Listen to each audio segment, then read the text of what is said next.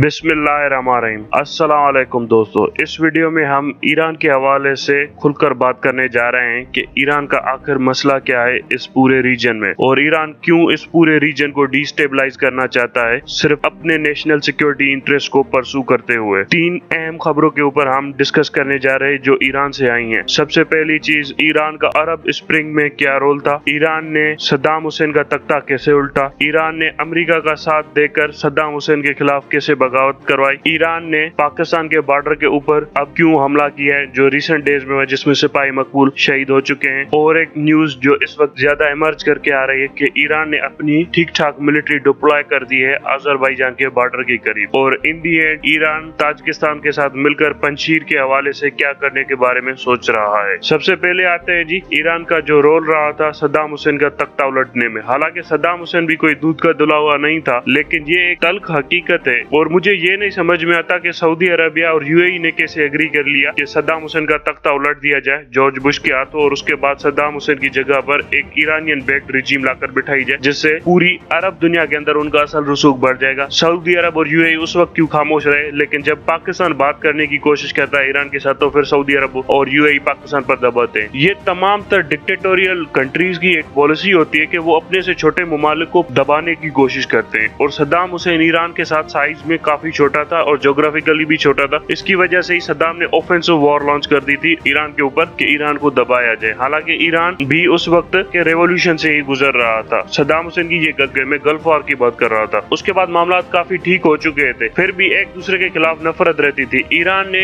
सद्दाम हुसैन के खिलाफ एंटी सुन्नी और प्रो शिया स्ट्रगल लॉन्च की, एक तंजीम लॉन्च की थी इराक के अंदर और उस तंजीम ने सद्दाम हुसैन को काफी तंग किया था, जिसके बाद सद्दाम हुसैन ने, एक डिक्टेटर था, उसने मिलिट्री पावर के साथ उन सारी की सारी तंजीम को क्रश करके रख दिया। इसी तंजीम के लोगों ने बाद में जाकर अमेरिका की मदद से 2003 के बाद इराक के अंदर हुकूमत बनाई और इसी तंजीम के लोगों ने 2006 में सद्दाम हुसैन को जाकर फांसी दी। और वो सद्दाम हुसैन को जब उनको पकड़कर उनका ट्रायल किया जा रहा था तो उसे नारे लगा रहे थे उसी तंजीम के सद्दाम हुसैन के सामने। तो सद्दाम हुसैन ने कहा कि यही तंजीम है ना जिसको मैंने मारा था, और सद्दाम हुसैन ने वहां पर बड़े खुलकर बोला सद्दाम हुसैन को आप कुछ भी कह ले, लेकिन जो लास्ट टाइम में जो उसका ट्रायल हो रहा था उस टाइम पर उसने जो जवाब दिए थे जजों को और वहां पर खड़े हुए उस तंजीम के लोगों को, वो आज भी तारीख में लिखने के काबिल है। उस टाइम पर उसी तंजीम के लोगों ने सद्दाम हुसैन को खुलकर कहा था कि तुम जहन्नुम में जाओ, तो सद्दाम हुसैन ने कहा आज के इराक की बात कर रहे हो क्योंकि आज का इराक जहन्नुम जैसा ही है, और हकीकतन आज का इराक जहन्नुम जैसा है। ये जो डिक्टेटोरियल स्टेट्स होती हैं, रिलीजियो बेस्ड डिक्टेटोरियल स्टेट्स, जिसके पीछे रिलीजन होता है और उसके बाद वो डिक्टेटोरियल स्टेट्स होती हैं, वो लोगों का जीना ही हराम कर देती हैं। आज इराक की हालत देख ले, आप सबके सामने है, किसी तरह की कोई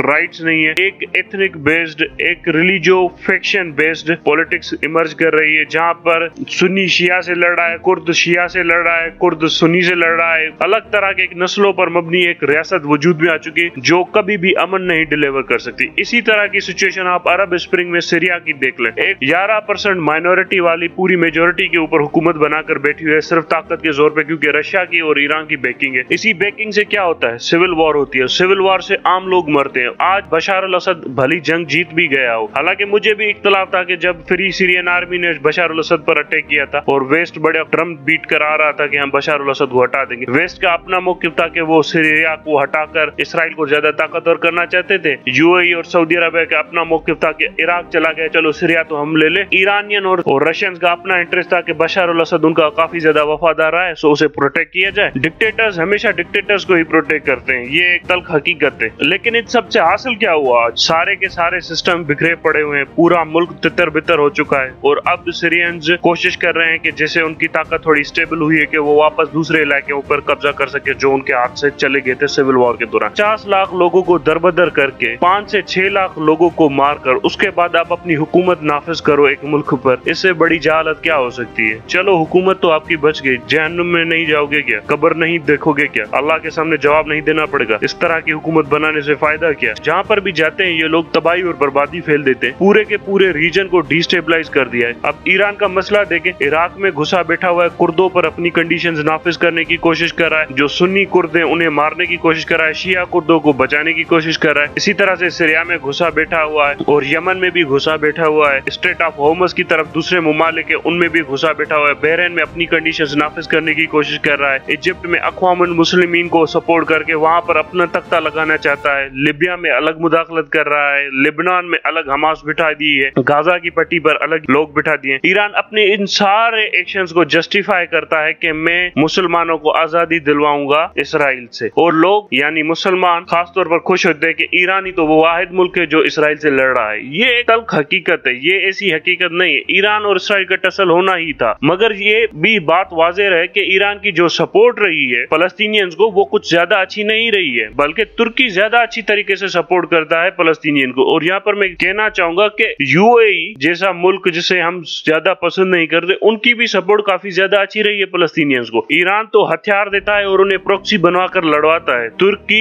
medicine supply, food items, jobs, उनके घर बनाना, ये सब कुछ करता है। इसी तरह से यूएई भी यही काम करता है, इजिप्शियन कंट्रीज भी यही काम करते हैं फलस्तीनियंस के लिए, लेकिन ईरान सिर्फ उन्हें एक प्रॉक्सी बनाकर लड़वाना चाहता है वहाँ पर। इसी तरह का मामला कल या परसों हुआ है हमारे बॉर्डर पर, पाक अफगान बॉर्डर पर जब पाकिस्तान बाढ़ लगाने जा रहा था तो ईरानियंस आ गए और उन्होंने पंगा कर दिया। एक सिपाही ने खुलकर ईरानियन को धमकी भी दे दी, पाकिस्तानी सिपाही। आज ईरानियन की तरफ से वहाँ पर एक एफसी की चेक पोस्ट पर हमला किया जिसमें एक सिपाही मकबूल हुसैन शहीद हो चुके। अब पाकिस्तान की अथॉरिटीज ने ये मामला उठा तो दिया ईरानी लीडरशिप के साथ, और हो सकता है ये कोई लोकल लेवल पर कमांडर्स की मिस्टेक हो जिसकी वजह से ये हादसा पेश आया हो। बहरहाल इस तरह के हादसा अब बढ़ते जा रहे हैं और इनका नोटिस लेना पड़ेगा गवर्नमेंट को, क्योंकि ये इग्नोर नहीं किया जा सकता कि ईरान काफी इनसिक्योर कंट्री है और वो अपनी इनसिक्योरिटी में पूरे रीजन को डिस्टेबलाइज करता जा रहा है। हर एक मुल्क के अंदर दखल अंदाजी करके उसे डिस्टेबलाइज करके अपने माइनॉरिटीज को इम्पोज कर रहा है मेजोरिटीज के ऊपर, जिससे वहाँ की जमहूरियत, वहाँ का कल्चर, वहाँ की एथनोग्राफी, ये सब के सब आपस में क्लेश में आ रहे हैं और वहाँ की पीस एंड स्टेबिलिटी भी खत्म होती जा रही है। अगर ईरान को इसी तरह से खुला छोड़ दिया गया तो फिर कोई भी रीजन बेफूज नहीं रहेगा। अब ईरान ने एक और काम कर दिया है, वो चले गए अजरबैजान के बॉर्डर के ऊपर, क्योंकि अजरबैजान ने ईरान के 400 ट्रक्स पकड़ लिए थे। ईरान ने वो 400 ट्रक्स आर्मेनियंस को भेजे थे। अजरबैजान ने वो ट्रक्स इसलिए पकड़े थे क्योंकि वो अजरबैजान की टेरिटरी में थे। अजरबैजान ने एक दो बार अलाउ किया, उसके बाद कहा कि ये तो रेगुलर रूटीन बन जाएगा कि ईरान बार बार भेजता रहेगा। अब बड़ी ही मेजर एक्सरसाइजेस कंडक्ट करने जा रहा है ईरान अजरबैजान के बॉर्डर के ऊपर। मैं जानना चाहता हूँ कि ईरान इस वक्त खड़ा कहाँ है, आर्मेनिया के साथ। अब आर्मेनिया एक नॉन मुस्लिम कंट्री है और आर्मेनियंस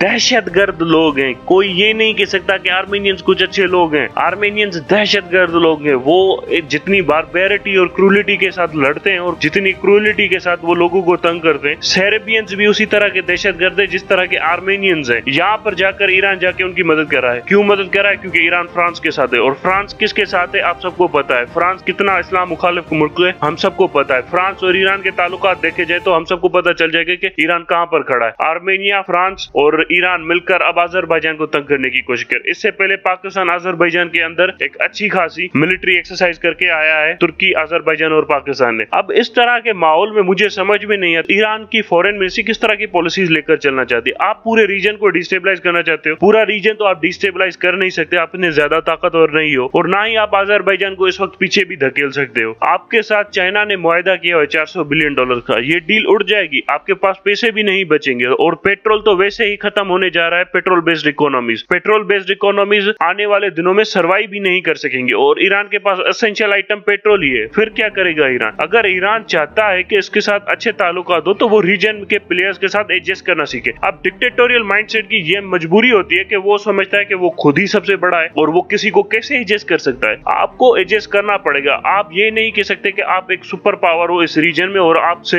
हर कोई पॉलिसीज ले। आपको दूसरे मुल्कों को कंसेशन देना पड़ेगा। अफगानिस्तान के मामले में आप ताजिकिस्तान के साथ बैठ गए, और ये जो हिमायत कर रहे हैं ना, अगर ताजिकिस्तान के साथ आप खुलकर नजर आ गए कहीं पर भी अफगान तालिबान को, तो अफगान तालिबान की कोई इतनी डेवलप कंट्री नहीं है। उन्होंने सिर्फ दहशतगर्दी करनी है आपके मुल्क के ऊपर, और इसराइल तो तैयार बैठा हुआ है किसी भी मुसलमान के साथ हाथ मिलाने के लिए जो ईरान की ठुकाई करना चाहे। अगर हम शमसी एयरफील्ड इसराइल को दे दें, 2 दिन नहीं लगेंगे ईरान के न्यूक्लियर एम्बिशंस को तबाह करने में। इसराइली एयरफोर्स इतनी कैपेबल है, उन्हें सिर्फ ईरान की बैक साइड से एयर एक्सेस चाहिए ईरान के एयर स्पेस में। उसके बाद वो खुद ही आपके सारे न्यूक्लियर इंस्टॉलेशंस को लोकेट करके तबाह कर देंगे, जैसे उन्होंने इराक के कर दिए थे। पाकिस्तान चाहे तो 2 मिनट में ये सारा काम करवा सकता है, लेकिन पाकिस्तान नहीं करना चाहता, क्योंकि पाकिस्तान रिस्ट्रेंट रहना चाहता है। पाकिस्तान मुसलमानों की सिविल वॉर में दाखिलत ही नहीं करना चाहता, क्योंकि हमें पता है कि ये सारी चीजें अल्टीमेटली एंड अप होंगी, किसी अच्छी प्लेटफॉर्म पर नहीं एंड अप होंगी। हम एक दूसरे के गले काटते रहेंगे और उसके बाद धीरे धीरे हम अपनी ही ताकत को कम करते जाएंगे। सो बेहतर है कि ईरान को अपनी इनसिक्योरिटीज को कंट्रोल करना चाहिए और इस तरह की